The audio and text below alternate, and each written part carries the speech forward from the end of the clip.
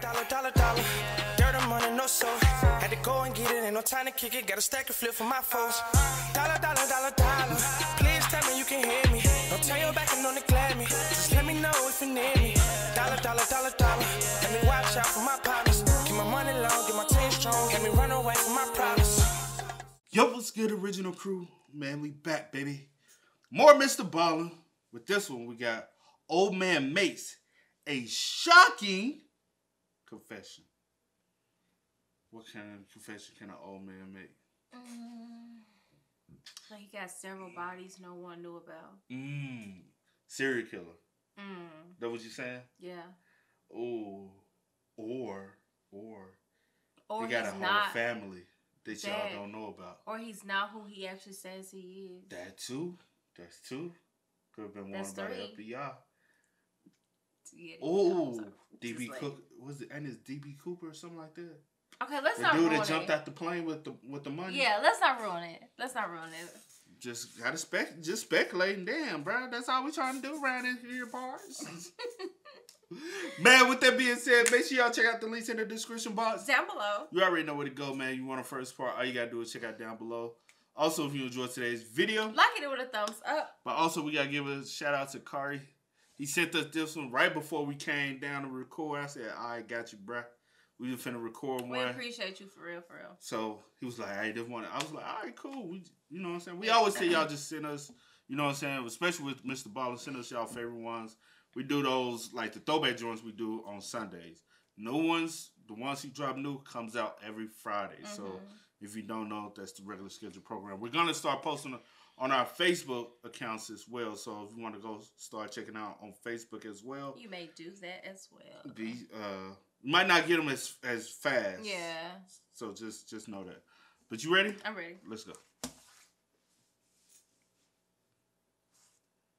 In 2019, a 70-year-old man posted a lengthy confession to Reddit that quickly went viral. And if you make it to the end of today's video, you'll see why. But before we get into today's story, if you're a fan of the strange, dark, and mysterious delivered in story format, then you've come to the right channel because that's all we do, and we upload 3, 4, even 5 times every week. So if that's of interest to you, please deliver a strange, dark, or mysterious story to the like button, but in PDF format. Also, please subscribe to this channel and turn on all notifications so you don't miss any of our weekly uploads.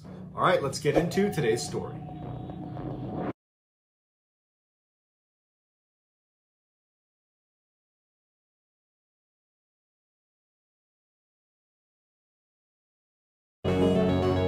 On the advice of his longtime therapist, a 70-year-old man named Art began writing about what happened to him and his family 30 years earlier in 1989. His therapist only knew Art had lost a child and felt very guilty about it, but the conditions under which the child was lost was always very gray, even though Art had been his patient for years and the therapist had repeatedly tried to get more information. You know, was this a child that was lost in pregnancy? Was it a child that was born and died or ran away? Those details never emerged, and every time the therapist tried to dig in, Art would back off, close up, and he would not talk about it. And so finally, his therapist said, "Art, you just need to find a way to talk about this stuff. If you're not going to talk about it with me, then perhaps you should write it all down in a private journal. It'll be a very cathartic experience, and it might help you get over that guilt you're feeling." So Art reluctantly agrees. He goes home, he gets out a piece of paper, and he begins writing all the details of everything that happened leading up to that day in 1989 and what actually happened on that day in 1989. And when he was done and he had a chance to look at what he had written, he didn't feel better. He felt worse. He felt more guilty. But that's because Art had a secret that the therapist didn't know about. And now that it was out on paper, Art suddenly felt like, you know what, before I die, I have to tell the world what me and my wife did. So in 2019, he took all of those notes that he had written down about what had happened and he posted it to Reddit. This is his confession story. Oh, that's big. That's big. That's big. Let me sit back, Connie, cause wow. So he had to write out his whole confession. And then he just sat there and goodness. thought about it because literally it's on paper now. It's on paper. And baby. wording what exactly happened. That could be hard, bro. Art's son was very, very troubled. Art would say, if you've seen the movie, We Need to Talk About Kevin, where a couple's son turns out to be a total psychopath, Art says that's a pretty good representation of what home life was like with our son. From the day Art's son was born in 1971, it was like something was off about him. Art and his wife Lisa had planned this pregnancy, and they were ecstatic when their baby boy was welcomed to the world, and they showered him with affection and love and did everything they possibly could to give him a warm, loving environment. But no matter what they did, it just seemed like he was always miserable. Their son cried constantly for the first 13 months of his life. Now, Art and Lisa understood that when you bring a baby home, there's a good chance they're going to cry. But his crying was so constant, and he could not be calmed down, that they grew concerned that this was more than just a colicky baby, that there could be some underlying issue. And so they brought their son to doctors and specialists, and they tried every treatment under the sun. They changed his diet, they changed his room, they sang him songs, they changed everything they could, but it never stopped. And so 13 months of grinding, grating, no sleep time. Finally, in the fourth... Ballen. You can turn these to early days. That baby just keep going on and on, and it get worse and worse. Like, God damn. 13 months of grinding, grating, no sleep time. Finally, in the 14th month of his life, he seemed to get over the incessant crying stage. Okay. And Art and Lisa were so relieved. It seemed like finally they could just be loving parents and not be so frustrated with their child all the time. But it seemed like now that he wasn't crying, he still was just totally unhappy. His body language and everything about him said, I'm not happy. Always. Art said that he never saw his son ever have a genuine, joyous smile. The only time he saw something resembling a smile was when his son would grin after causing someone pain or breaking a rule or in some way being bad. And then once his son started walking, all he wanted to do was just destroy everything in front of him. But again, Art and Lisa, they realized that this is all pretty typical child behavior, albeit maybe on the more extreme end of bad behavior, but it's still in the realm of normal child. And they're thinking that they are the reason this is happening. And so they're not blaming their son at this point. They're still doing everything they can to take care of him and love him to the best of their ability. When their son was about 2 years old, he learned how to take off his diaper. And he began sneaking around the house and emptying the contents of his diaper into corners of the house, underneath carpets, grinding it into the carpet, smearing it on the walls. But again, Art and Lisa are looking inward and saying, our child is only 2 years old. It can't be his fault he's acting this way. It's our fault for not finding a way to correct this behavior. But Art and Lisa started to drift away from that opinion when their son got a little bit older, got potty trained, and wasn't using diapers anymore, and still was going around the house and squatting down and going to the bathroom all over the house, making a mess at every possible chance he could. And not just when he was 4, 5, 6 years old. All the way up until he was 15 years old, he was doing this. And he stopped doing it in random corners, and he began only going into his parents' bedroom every chance he got, opening up the sheets, going inside, going to the bathroom, shutting it back up, and leaving. It got to the point where Art and Lisa literally could not stop their son from doing this. Bro, at 15, this man literally went to y'all bedroom, on y'all bed, said, fuck it. Underneath. And then just pull the sheets on back up and like, yeah, there you go.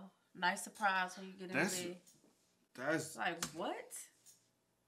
Absolutely determined to do this. So anytime they were away, he would even sneak in the windows to do this. I mean, he was totally hell-bent on going to the bathroom in their bed. And so they had to start putting locks on the windows and the doors of their bedroom. But when they had finally secured that room to where he really couldn't get in anymore, he began going to the bathroom right outside their door and in the other beds in the house. And so they began investing in locks on all of the doors. They even replaced the doors themselves because they were too flimsy. And they thought, there's a good chance he might kick these doors in to try to get them open. Wow.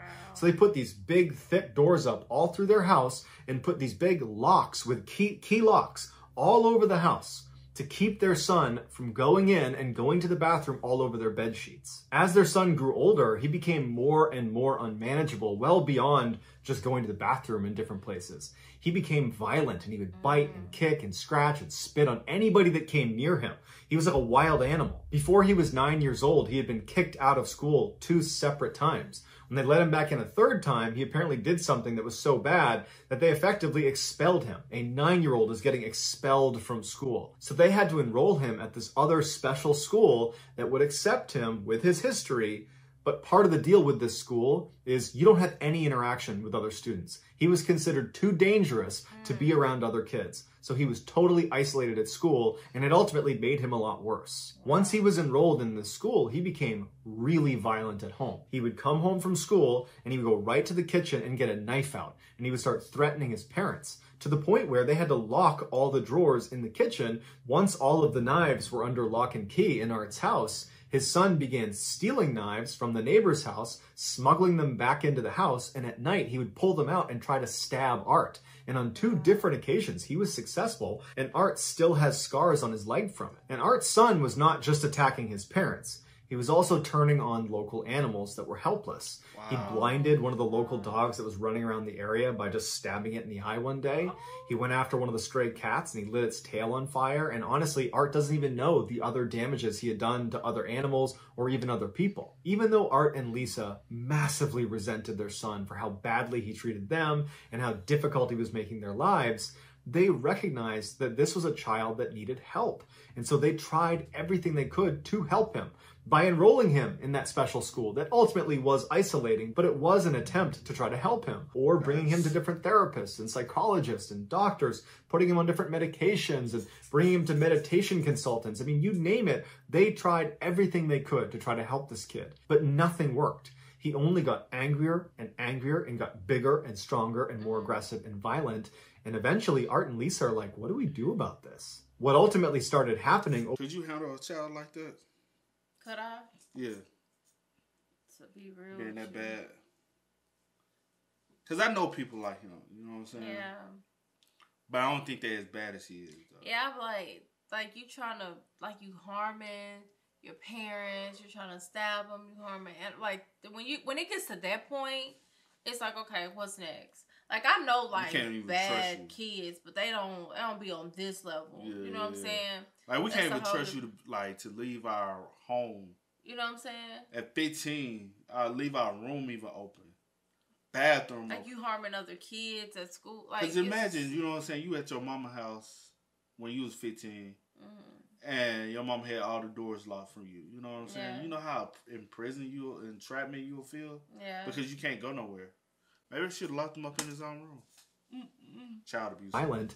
And eventually Art and Lisa are like, what do we do about this? What ultimately started happening over the following years is Art and Lisa became prisoners of their own home. That every time their son was around, they felt unsafe around him. He was such a wild card and he had these crazy angry outbursts and he was clearly prone to extreme violence. And so they began using those heavy doors and locks to lock themselves away from their son. It was the only way they felt safe. And so with that in mind, fast forward to 1988 when Art's son is now 16 years old and Art and Lisa find out they're pregnant again. It was a surprise and they were not happy about it. In fact, because of how badly it had gone with their son, they were really scared that another child was going to be just as bad and they couldn't possibly go through this again. And so they decided that they weren't going to terminate, but if they noticed early on this child was a huge problem child, as horrible as they felt about it, they knew they would give it up for adoption. They simply couldn't do this again. This time they had a daughter and she was normal. She was nothing like their son. She didn't come home and cry constantly. She smiled and laughed, and after a few months she was sleeping through the night and she was hitting her milestones and she just seemed happy and she was easy. And it was around this time that Art and Lisa began to realize just how bad their son was. Seeing how wonderful their daughter was just amplified all of their son's atrocious behavior over the first 16 years of his life. And so Art and Lisa really began to look at their son as more of a lost cause. And they were less invested in going through the motions to try to find some way to help him when they knew it wasn't going to work. It had never worked. And he's only a couple years away from being 18 and he can go out on his own and figure it out for himself. And now, since they didn't really care as much about him, suddenly his behavior was intolerable. And anytime he acted up, they would never lay a hand on him, but they were not afraid to tell him to basically get the F out of here. We are not putting up with this. Leave. And so regularly, Art and Lisa would have these... Maybe they should have did that earlier.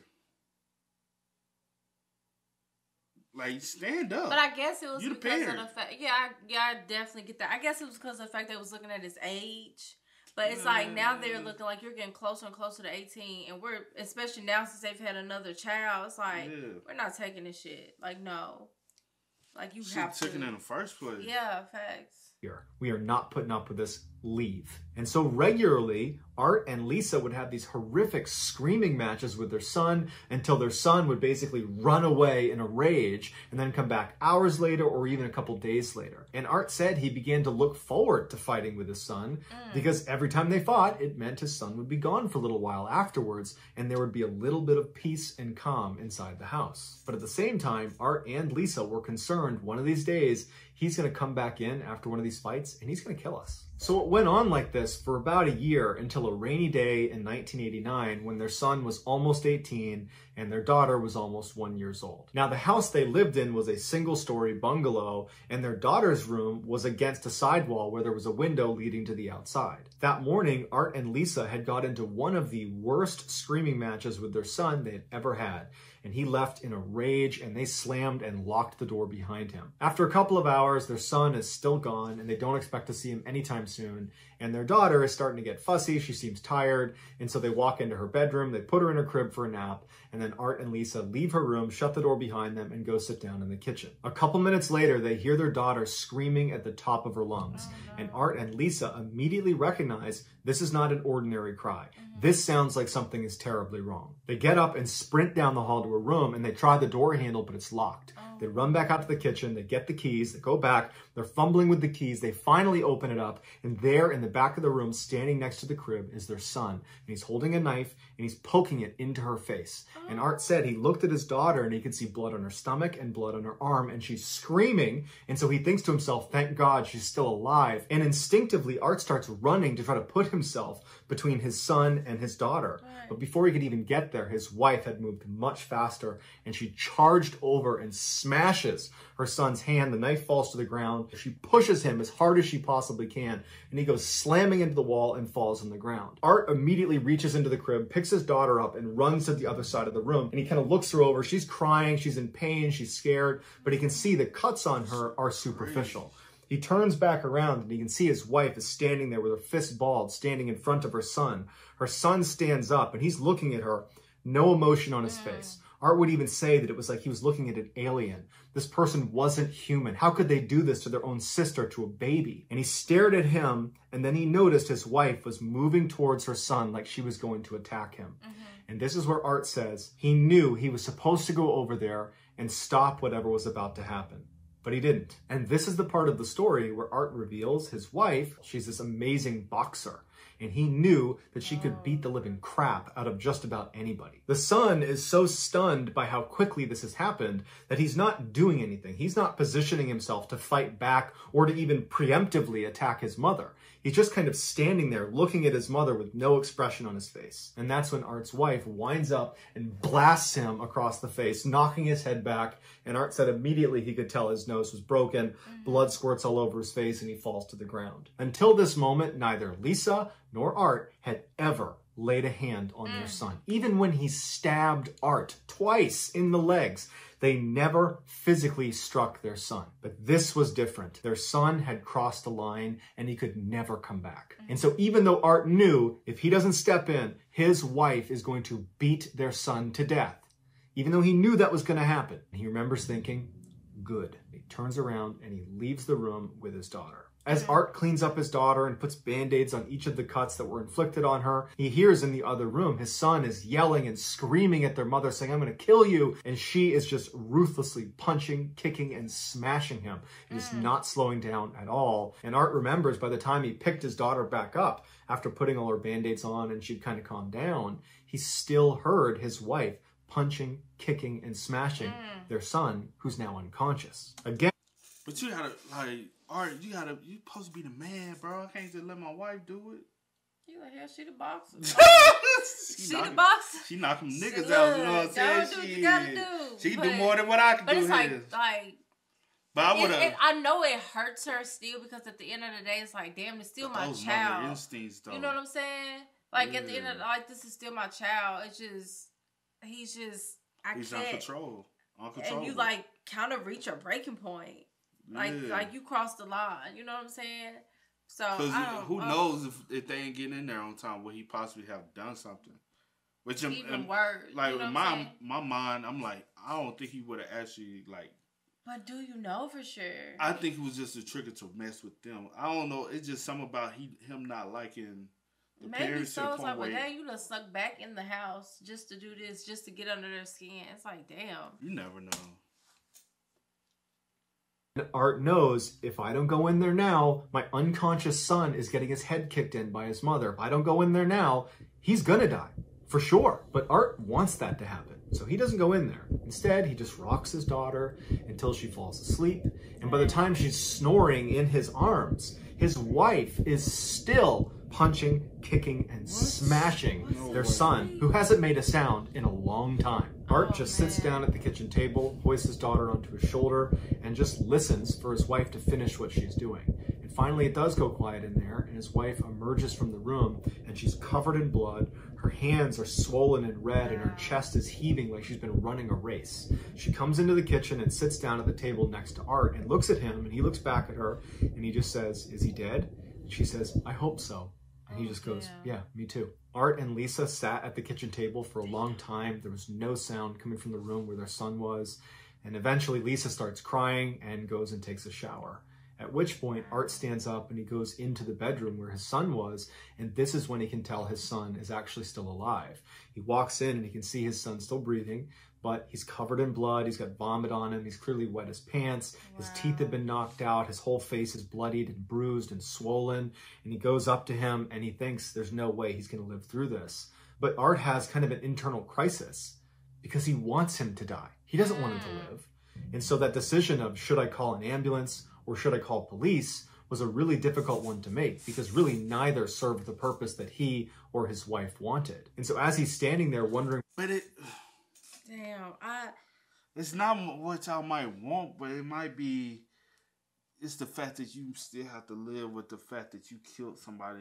That's your son. your child. You could have called the police. He would have actually went to jail because Of what he did to the baby. Yeah, I don't think the mother even would have went to jail. But can you say for sure though? Nah, because for one, you're inside my home. You attacked my child.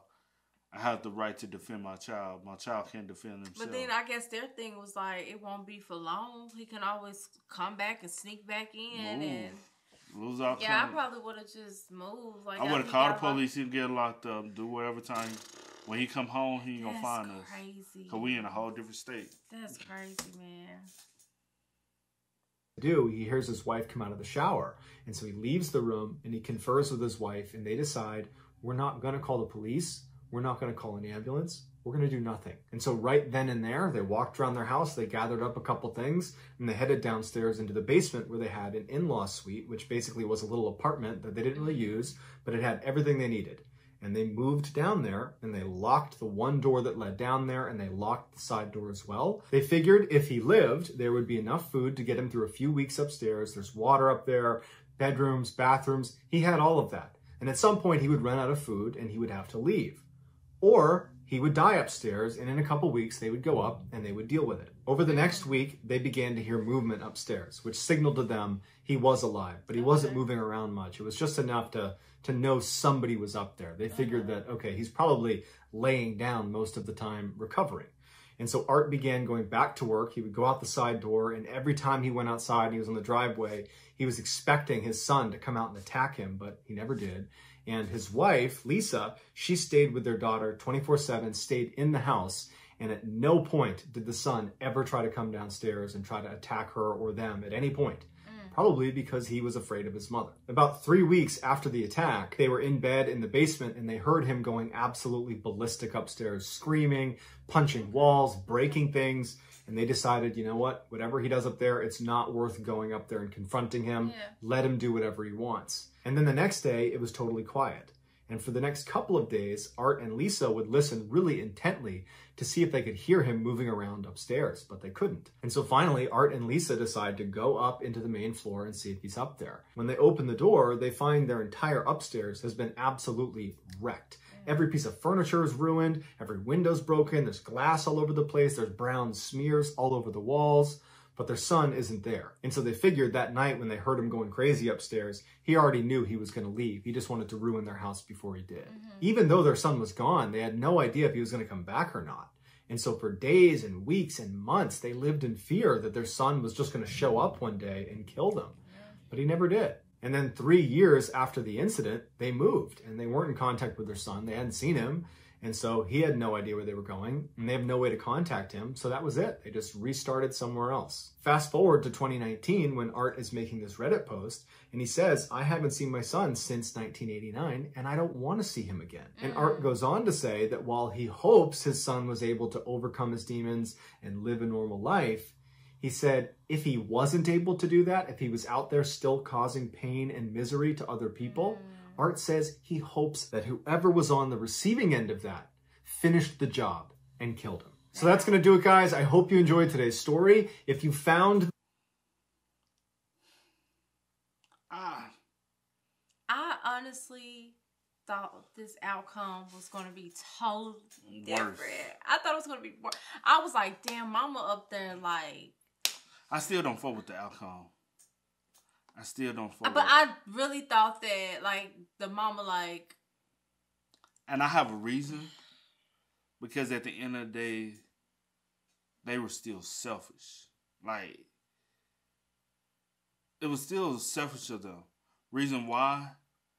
Now you could have easily just called the police and had him taken away. He could have had mental help, went to a psych ward, whatever. You know what I'm saying? Because he literally has done an offense as a 17-year-old that can garnish him to get charged as an adult.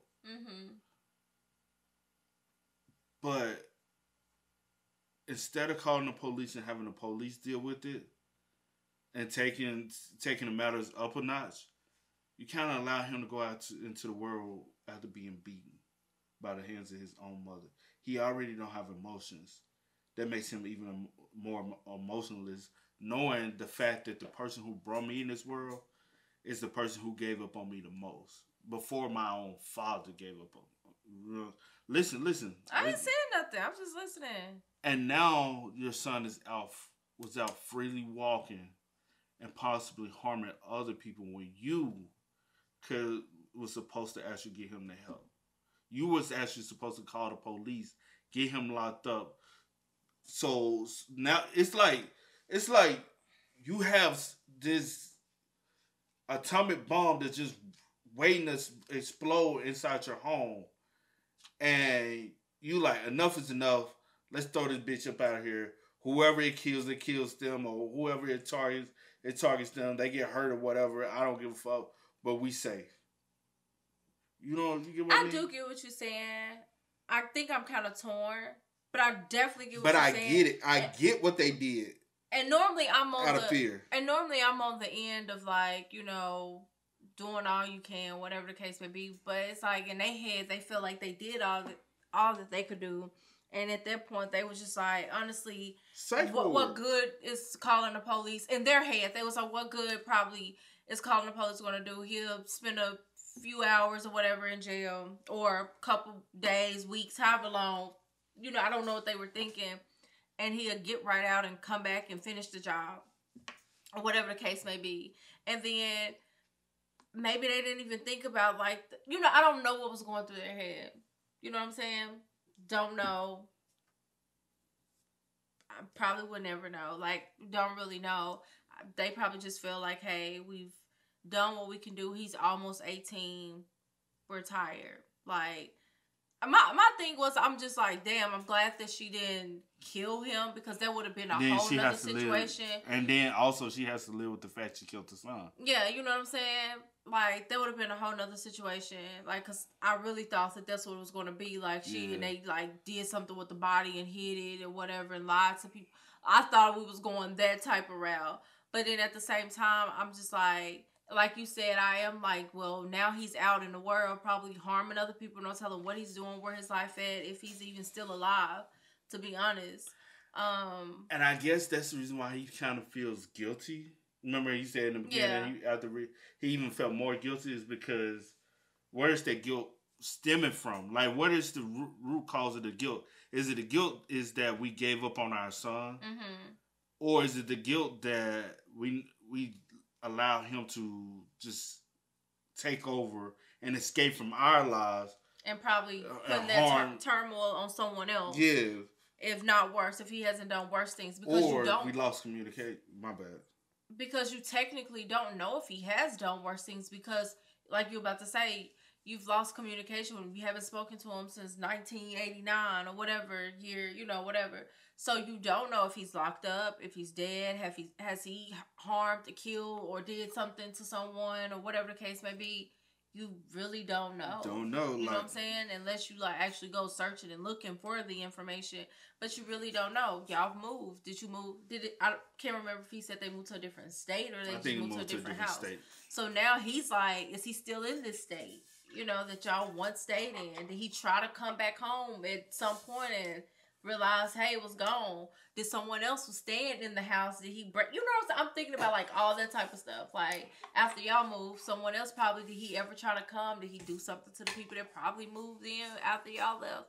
Like, I'm just thinking about everything. So you got to also look at, he shows the signs of a psychopath. That he possibly turned into a serial killer. Like, who knows? Who knows? You don't know. Because if he's willing to do things to y'all like that, and like I said, think about this.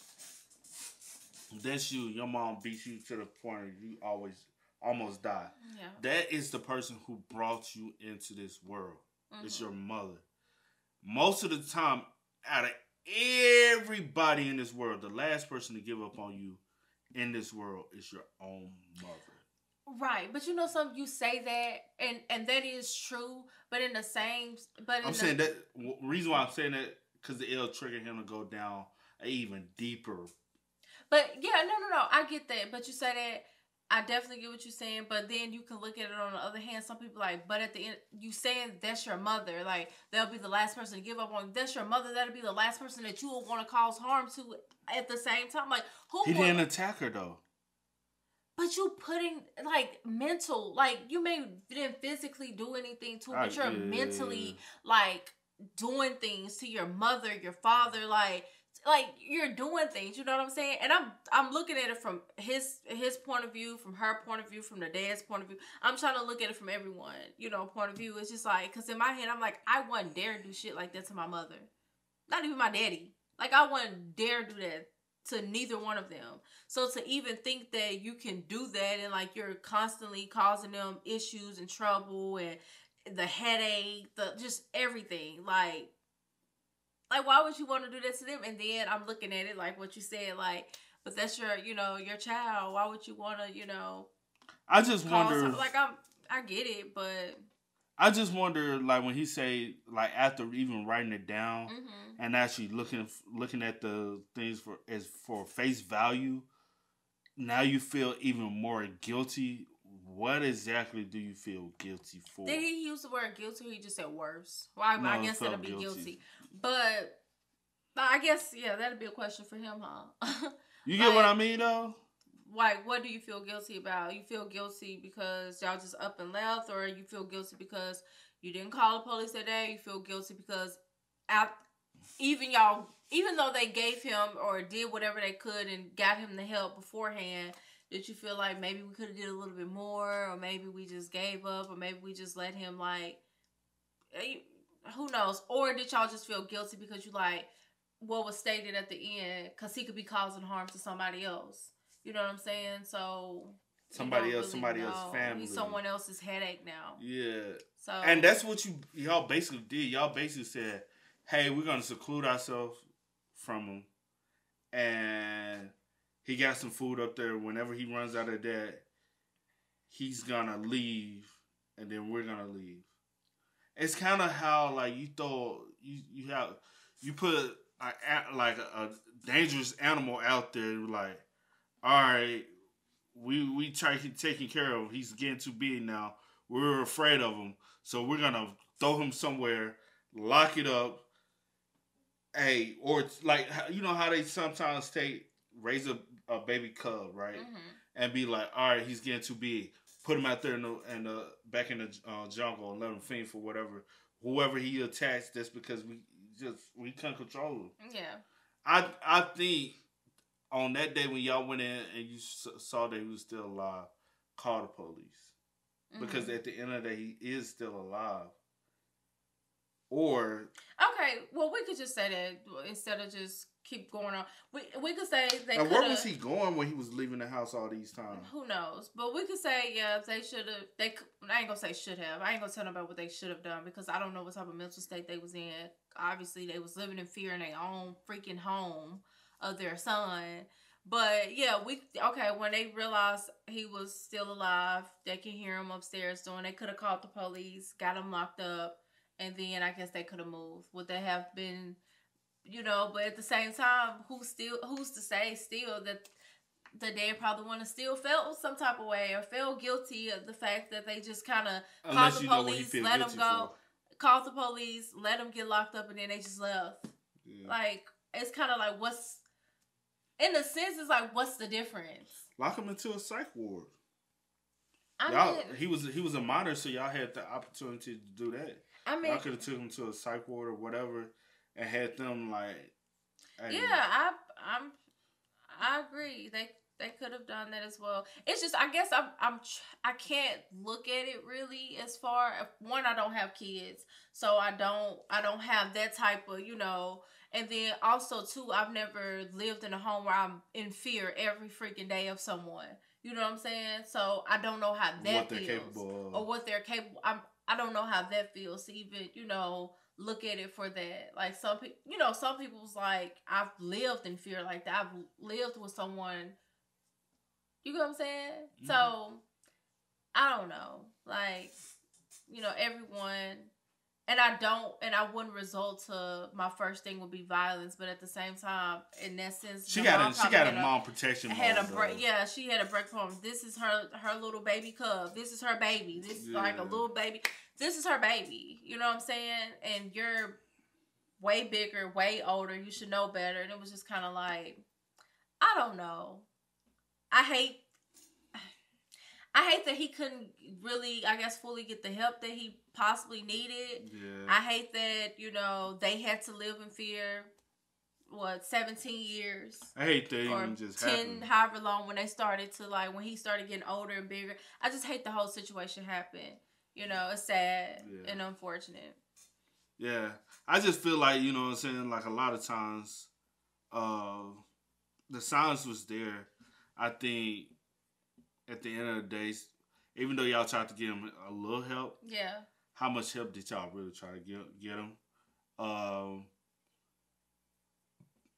I still, still got to call the police, personally myself. At the end of the day, that's still your child. He's in pain, agony. You know what I'm saying? Call the police, have them come take him away.